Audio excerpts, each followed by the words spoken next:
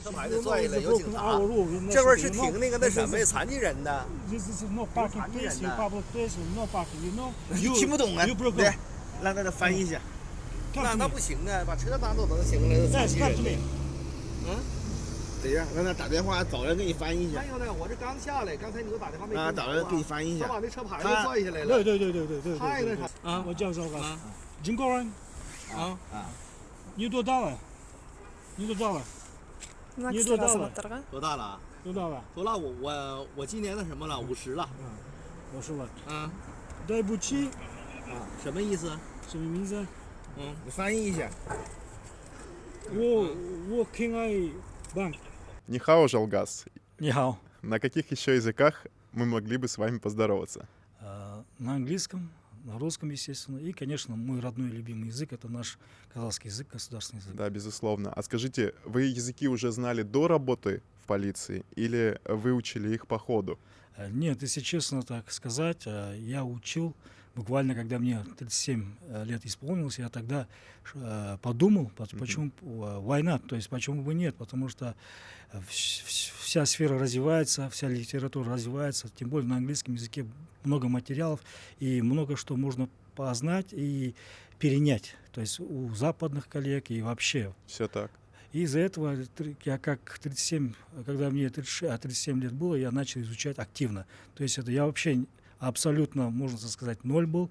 И благодаря дисциплине и целеустремленности я 3 года изучал, готовился к международным экзаменам, таким как IELTS, TOEFL и, соответственно, Duolingo. Duolingo, она более полегче, соответственно. И вот готовился и ходил на разные спикинг-клабы. Когда посещаешь спикинг-клабы, там тогда младше тебя на 10-15 лет сидят и как-то сковываешься. О, да, я вас понимаю. В начале 6-7 месяцев было, конечно, как-то сковано, трудно, ничего не входило, не доходило, как того желал бы я. И, соответственно, вот и со временем я уже начал достигать какие-то маленькие успехи и степ-бай-степ. Вы уже работали в полиции? Да, я уже работал. У меня за плечами был уже 14-15 лет службы в полиции. Сейчас вы служите в туристической полиции? Да, совершенно верно, Андрей, вы правы. Почему? Потому что я не случайно выбрал туристическую полицию. Сами знаете, туризм, она самостоятельная, как отрасль права, она везде есть туризм, и надо ее развивать, как и туристическая безопасность. И мы в этой сфере уже работаем более 2 лет. Ну и к тому же это возможность попрактиковать язык всегда. Да, естественно, каждый день, можно сказать, спикинг-клабы. Встречаешься с этим туристом, сопровождаешь, и на его языке же оказываешь сервис. Жалгас, расскажите об этой ситуации с гостями из Китая. Как так получилось, что вы их встретили или они вас встретили?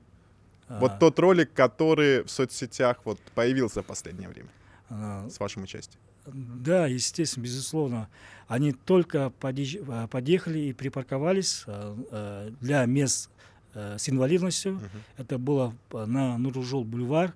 И, соответственно, я увидел, как раз я патрулировал этот участок и подошел. Они уже не отошли, не успели отойти. Я их пригласил, госномер, то есть снял, чтобы наши законы тоже уважали и чтили на самом деле.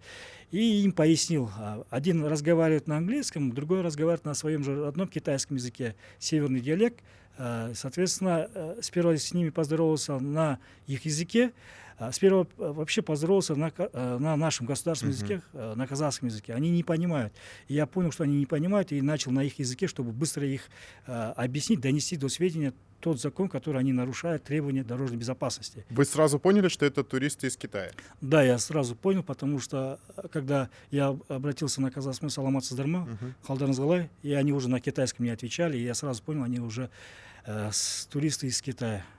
Вы говорили об английском языке, что посещали спикинг-клубы, а к китайскому языку как пришли? А к китайскому языку я начал изучать уже в этом году, поступил курс Foundation. Называется это у нас в прошлом году глава государства сам открыл этот курс, университет, филиал, это Пекинский университет языка и культуры, который открылся, и вот подался на Foundation, прошел тесты, и сейчас являюсь студентом. Но скажите, там такая же история, как вы сказали, что вам приходится учиться с людьми намного моложе вас, да? Да, совершенно вы обратно же правы. Я самый зрелый человек там, ну, там я учусь, мои, можно так сказать, одногруппники или сокурсники. Одногруппники. Одногруппники. Им 20, 18 или 17 лет. Я с ними учусь, единственное, в потоке, можно так сказать. Как вам вот эта ситуация? Ну, вы знаете, когда есть цель, когда стремление и дисциплина, можно, так сказать, ничего ни почем. Можно вот двигаться и двигаться. Я думаю, что для этих молодых ребят вы еще живой пример. Ну, знаете, такое устойчивое выражение, что учиться никогда не поздно. Можно всю жизнь учиться, и действительно, вот вы им как бы это подтверждаете. Совершенно верно. Что касается работы в туристической полиции, из чего состоит ваш день как полицейского вот в этой службе? Наш день туристической полиции это было создано по инициативе главы государства в 2019 году, это середина 2019 года. Сейчас она существует порядка более 6 лет. Она новое подразделение в структуре Министерства внутренних дел. И мы очень рано встаем, на страже по 5:30 утра встаем, чтобы успеть на утренний инструктаж, соответственно, вооружиться, пройти инструктаж и заступаем на службу. Наша основная задача – это обеспечить максимально комфортное пребывание туристов, вне зависимости, но в том числе одно из приоритетов наших граждан. То есть, чтобы никто друг другу не мешал. Да, никто друг другу не мешал, и был спокойно население, гости, хоть из дальнего, ближнего зарубежья, могли посетить, насладиться той местностью или той страной, в которую они приехали. И мы, соответственно, доводим до сведения о достопримечательностях нашего города, также доводим мы, где есть отели, в зависимости от уровня цены и от уровня классности, то есть 5-звездочный, 3-звездочный. И, соответственно, соответствуем основному вопросу туристы задают нам, как насчет местной кухни, имеется национального колорита, национальной кухни. И мы советуем, вы можете там покушать, этот покушать, и мы доводим, что такое бишбармак. Да. Ну, то есть вы такие гиды, получается? Да, совершенно верно. С одной стороны, мы как гиды, и с другой стороны, чем турист безопаснее себя чувствует, тем мы занимаемся ребрендингом нашей страны. Все так, да. Имиджевую такую роль очень большую выполняете, Да. потому что знакомство со страной, с Казахстаном во многом, в том числе для них начинается и со знакомством с вами. Совершенно верно. Совершенно верно. Когда с ними начинаешь уже на их языке разговаривать и шутить, и доводить ту сведения, которые необходимы для безопасного пребывания в нашей стране или в городе Астане, они удивляются, как вы можете разговаривать. И мы говорим, да, учим, почему бы нет. Наша страна одна из тоже, я так считаю, развитых стран, и, соответственно, наша система, то есть правоохранительная система тоже идет степ-бай-степ, то есть в ногу со временем. Кстати, вот те самые китайские туристы, они оценили ваше произношение? Было ли им понятно, да, о чем вы с ними говорите? Да, мы, когда начали, один на английском обратился, другой рядом стоящий гражданин Китая обратился на китайском, сперва на китайском, потом на английском, и они были очень существенно удивлены. Как так сотрудник полиции может разговаривать на двух языках, невзирая свой родной язык. А скажите, часто вообще приходится вам общаться с туристами? Что-то им разъяснять, подсказывать? Возможно, какие-то даже курьезные ситуации возникали из-за этого? Ну да, соответственно, на того и наши службы создали, чтобы максимальный сервис. Да, курьезные случаи случались, когда в основном у нас львиная доля составляет это правонарушение административного характера. То есть это курение в общественных местах, это совершение дорожно-транспортного происшествия. И бывают редкие случаи, когда бывает, что они выпивают, то есть они не дебоширят, просто выпивают в общественных местах. В этих моментах вмешиваешься и доводишь, и где-то профилактируешь, и объясняешь наше национальное законодательство, что вот это можно, вот это нельзя. Но ваш главный, наверное, инструмент — это все-таки профилактика, да, я так полагаю? Да, это профилактика недопущения. Ну, то есть мы предполагаем, что какие-то нарушения, мелкие, Да. скажем так, да, они возникают, возможно, от незнания, да? Совершенно верно, да. Все нарушения, они совершают от незнания нашего местного законодательства. А скажите, с какой все-таки категорией иностранных туристов вы чаще всего сталкиваетесь? В основном это у нас европейцы со стран Европы, Восточная Европа, с Франции, с Англии. И в основном больше также переезжают с Соединенных Штатов Америки. И с Латинской Америки сейчас приезжают. И больше туристов с Канады. И не считая уже туристов с Китая, с Индии. Я вот хочу подчеркнуть. А что касается вот тех знаний, значит, как немного экскурсовода, немного гида, это обязательная часть, получается, вашей профессии. Вы изучаете это, где вкуснее готовят, да, где лучше гостиницы. Да, мы должны обладать той информацией, которая необходима. Это существенно важно для туристов. Доводить им, где по какой цене продают, где можно комфортно покушать, где есть отели, где есть, допустим, на первом этаже, допустим, или рядом ТРЦ, все мы это доводим, мы должны знать. Допустим, даже достопримечательность Байтерек, Экспо, когда она построена, из чего она состоит, когда она открывается, когда она закрывается, режим работы, и сколько стоит стоимость билета, и сколько высота Байтерека. Вот это мы все должны знать. Также Дворец мира и согласия, также Хан-Шатыр, когда она построена, что в нее входит, что в ней есть. Мы должны все знать. Бывают туристы, большинство сейчас пошло туристов, которые спрашивают по налогообложению. Вот они спрашивают, куда нам можно вложиться. Почему? Как вы знаете, большинство инвесторов приезжает, допустим, выходя из совещаний, с правительства, с парламента, с каких-то на высоких уровнях встреч, им показывают Байтерек. И они, видя нас, спрашивают, то есть туристическое, читают, там написано также на английском. Они подходят туристическое, да, туристическое.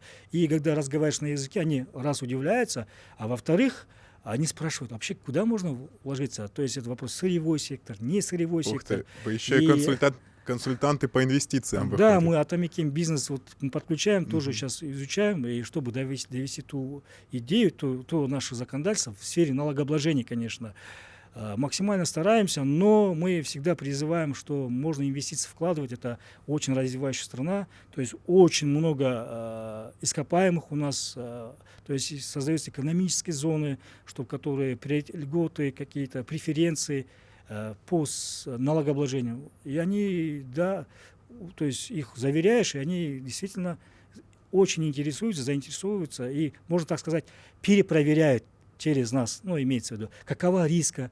И большинство спрашивает по безопасности, криминогенной ситуации в городе и в Казахстане. И доводишь им, что криминогенная ситуация, она очень стабильна, контролируемая. Почему? Потому что сейчас, вы сами знаете, сейчас везде камеры устанавливают, интеллектуальные системы устанавливают. Да, выявляется. Их будет еще больше. Их, соответственно, больше будет, да. И, соответственно, больше будет. И у нас сейчас установили суперкомпьютер, которые большие данные, которые, можно так сказать, есть понятие такое форсайт, это заглядывание, то есть простыми словами, можно сказать, это заглядывание в будущее. То есть как она будет, имеется в нашей сфере, и что надо, какие меры предпринять, и чтобы курьезную ситуацию не допустить или криминогенную ситуацию не ухудшить, то есть, предупредить, а именно, как вы правильно сказали, профилактировать, prevention. Да. А что касается туристов, а бывало ли так, что они вас уже удивляли знанием, допустим, казахского языка? Да, сейчас, что мне радует, что действительно наш родной казахский язык, вот увидите, через 5, через 10 лет, это максимум, я говорю, это мои предположения гипотетические, казахский язык будет одним из популярных языков мира. Вот я не сомневаюсь, я верю, что многие туристы, вот с Шотландии тоже приехал на своем национальном костюме, наш шотландский костюм, на своей флейте шотландской. Да, килт и... Да. Забыл, как называется вот это вот. Вот он играл, и он со мной здоровался на казахском, и на ломаном казахском общался. Это уже удивляет. Волынка, кажется. Волынка, да. Шотландская волынка. Это европейцы, японцы, китайцы, даже туристы из Соединенных Штатов Америки, уже замечаешь, уже разный контингент уже начинают на казахском изучать и разговаривать с тобой. Это приятно удивляет на самом деле. Жалгас, а почему полицию вы выбрали когда-то? Это такой, если честно сказать, такой... Вроде вы простой вопрос задали. Вообще да. Да, очень простой, проще простого, можно так сказать. Ответить на этот вопрос, честно сказать, как-то затрудняюсь. Почему? Потому что, на тот момент, когда мы поступали в службу, это 2009-2008 год, и что, ну, я учился на юриста, сейчас являюсь магистром юридических наук. Почему? Ну, в сфере права, правозащита, то есть это, я так думаю, более гуманитарно для меня и более близко. И можно, один из принципов я выбрал, может, из-за этого хотел защищать на страже закона и правопорядка, на самом деле. Ну, из ваших коллег потом, получается, неплохие адвокаты, кстати. Да, совершенно верно. Почему? Потому что мы каждый день на стрессовой ситуации, и изучение законодательства, и поневоле становишься и психологом, и, соответственно, адвокатом, правозащитником. В туристической полиции вам нравится работать? Работать очень интересно в туристической работе, но хотелось бы улучшения эффективности. Почему? Потому что жизнь не стоит на месте, время не стоит на месте, много появляется технологий, хотелось бы больше ивентов, хотелось бы больше экспириенсов в области туризма, с такими, допустим, компаниями, которые мировые, туристические, где вопрос безопасности – это номер один вопрос безопасности. Почему? Потому что вы сами знаете, в Австралии вот недавно случилась ситуация, где туристы отдыхали, там было вооруженное нападение из 2 людей. Вот тогда, а мы как раз в таких местах и патрулируем. В таких местах. И это очень немаловажный вопрос, это чтобы такие моменты предвидеть, то есть благодаря таким технологиям, как Big Data, и не допустить, и, соответственно, мы должны готовы. А как быть готовы? Почему? Потому что вся информация, большинство, если хочешь быстро познать в ускоренном темпе, ты должен знать языки, можно сказать.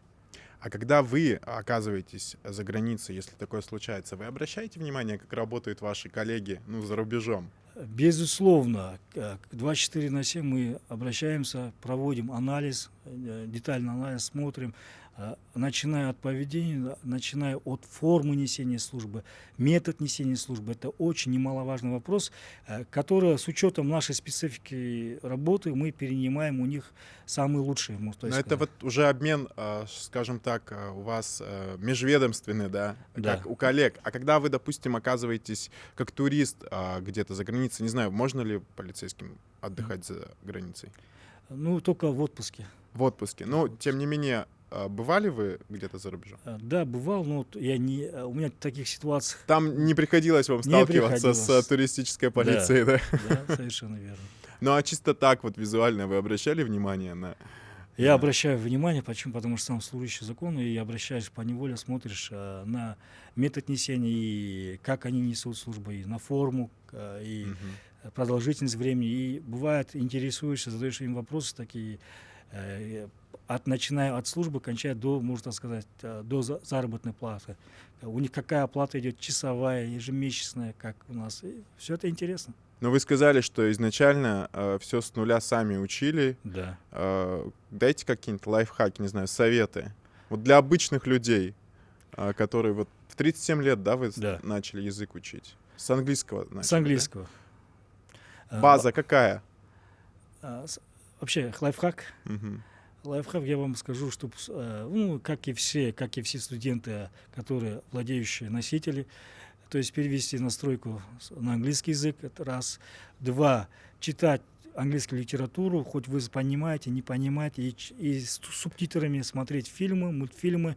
И вообще я вам советую, вот Национальная библиотека есть, там я посчитал спикинг-клабы, там есть хорошие спикинг-клабы, просто посмотреть, послушать и больше слушать. И самый такой лайфхак во всем, я так думаю, и в этом оно мне очень помогло и пригодилось, и перебороть тот барьер, не стесняться. Как бы вы думаете, что вы ломаный английский, не ломаный английский, правильно сказали, неполно сказали, говорите, как вы можете, и все. В какой момент вы поняли, что вот ваш английский, он уже достаточен для того, чтобы вы свободно могли свои мысли выражать на английском языке? Но я понял, знаете, буквально 8 месяцев назад, что я могу уже более-менее свободно разговаривать. Почему? Потому что я готовился к международному IELTS, там уже начал писать, слышать. Уже, я непрерывно к этому шел. Она уже как-то для меня уже как постоянство стало. И когда ты туристов встречаешь, это у тебя живой speaking club, и общаешься на любую тему, которая тебя интересует, и отвечаешь на их же вопросы, которые их интересуют. Китайский язык сложнее, чем английский? Намного сложнее, намного сложнее. Вы там 4 тональности, и, допустим, букву А, где-то звонкий А, или быстро, или тянуть надо. Это каждое произношение, тон имеет разные мысли, то есть разные слова, то есть, можно так сказать, разные значения. И тональность, и вы должны, чтобы иероглиф запомнить, а иероглиф потом, когда говорится, это пенина, то есть это английское правописание, может, латинское правописание, допустим, вот так. Очень сложно. Жалкас, а какой язык следующий? Ну, каждому языку я уделяю максимально больше времени. Допустим, английскому я уделил 3 года, если больше 3 лет. И китайскому, соответственно, тоже собираюсь 3-4 года. А следующий язык, я так считаю, что французский язык, она так более красивая, где-то схожа с казахским языком. Точно, похож, да. У вас есть дети? Да, есть дети. Они учат языки? Совершенно верно, они учат. Вместе с вами? Вместе со мной. Тут такой же набор, английский, китайский?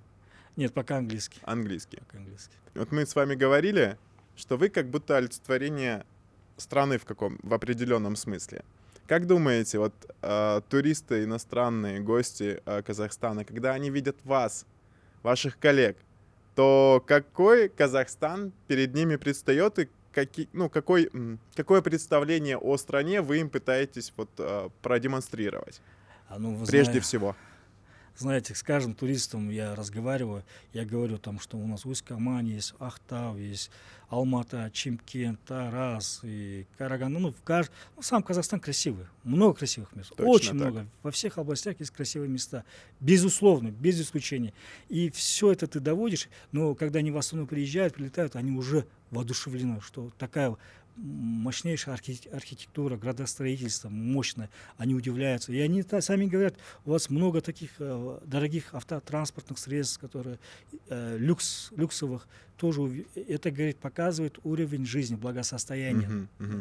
И ты в силу этого доводишь, у нас есть много таких мест, где летом можно и покататься, Шимбулаки, есть горные местности, любые местности, где можно снять хороший контент, который может она выстрелить на мировом уровне, можно так сказать. И почему я говорю контент? Потому что много блогеров со всех стран приезжают в Астану, потом улетают в Алмату или в Ахтау, или в Чимкент, или в Усть-Камань. Вам приходилось, да, непосредственно с блогерами, да? Да, очень много блогеров, ютуберов много, очень инстаграмщиков очень много. Именно из Соединенных Штатов Америки, именно с Европы. Значит, вы попадаете и в их эфиры, в их стримы, и в их рилсы, так? Совершенно верно. А бывало ли так, что, скажем так, знакомство с какими-то туристами, оно, продолжилось, возможно? Знаете, как бы бывает же так, встречаешь незнакомого человека, потом сближаешься с ним, и уже становится он хорошим твоим приятелем, допустим. Таких моментов, если честно, не было. Но мы вежливо встречаем и доводим ту информацию, которая необходима. Но они звонят, спрашивают, и большинство туристов возвращаются обратно. Вот это тоже, получается, ваша миссия. Одна из миссий сделать так, чтобы они захотели вернуться. Да, вы представляете, сколько приток туристов. То есть максимально их добродушно встречать и доводить ту мысль, которую ты хочешь, чтобы они возвращались. И большинство возвращаются, и это сколько приток инвестиций, представляете? Не говоря академический туризм, просто туризм. И они, когда снимают, мы максимально даем ту информацию, которая необходима действительно. И у одного 300 тысяч подписчиков, у одного более 100 тысяч подписчиков, это все видят, и они на прямом эфире говорят, что хвалят, что Астана, такая громоздкая архитектура красивая, и полицейские тоже разговаривают на английском, то есть это, говорят, ребята, говорят, читатели мои, говорят, подписчики, говорят, пожалуйста, приезжайте, никакое, что вам ничего не нужно, в Казахстан приезжайте, и самое главное, обращают на цены. Цены, говорят, у вас очень приемлемые, по сравнению, конечно, с Соединенными Штатами, по сравнению с Европой. По их словам. Но бывало наверняка так, что иностранный турист не знал ни английского, ни китайского. Как в этом случае? Бывало. В этом случае чуть сложновато. Что вы делаете? Мы делаем уже, если у нас коллеги, которые у нас вместе с нами служат, знают тот язык, то тот коллега занимается, либо если не знает, то переводчик. То есть это Google переводчик или DeepL есть переводчик, где задаешь такие, допустим, сингапурский язык, допустим, немецкий язык. Допустим, корейский, итальянский, да. Итальянский язык. Итальянцев, кстати, много, испанцев много. Вот, соответственно, такое задаешь и благодаря этому общаешься. Либо он звонит своему знакомому Виталию через Telegram или через мессенджер, и с ним уже переговариваешь. Он уже переводит ему, и тот говорит ему то, что от нас хочет, мы говорим то, что мы от него хотим, то есть для безопасного пребывания. И вот так. За что вы все-таки любите свою работу? Что заставляет вас ежедневно выходить на патрулирование в разную погоду, общаться с туристами? Знаете, когда, честно сказать, когда помогаешь, знакомишься, коммуникация. Это очень коммуникация с людьми, с гражданами, с туристами, хоть туристы, хоть наши граждане, там помогаешь припарковать, показываешь дорогу, объясняешь. Вот это вот, я так считаю, это живые эмоции, получаешь благодарность, и это вот тебя вдохновляет, вот на самом деле вдохновляет и мотивирует для дальнейших достижений целей и совершать такие, хоть небольшие, но маленькие успехи в своем деле. Я желаю вам тоже успехов и parlez français, да? В следующий раз, чтобы вы действительно освоили еще дополнительный язык, и уже мы стали очевидцами каких-нибудь роликов с участием гостей из замечательной Франции в Казахстане. Спасибо. Рахмет вам за разговор. И с наступающим Новым годом. Вас также с наступающим. Рахмет. Сау болыңыздар.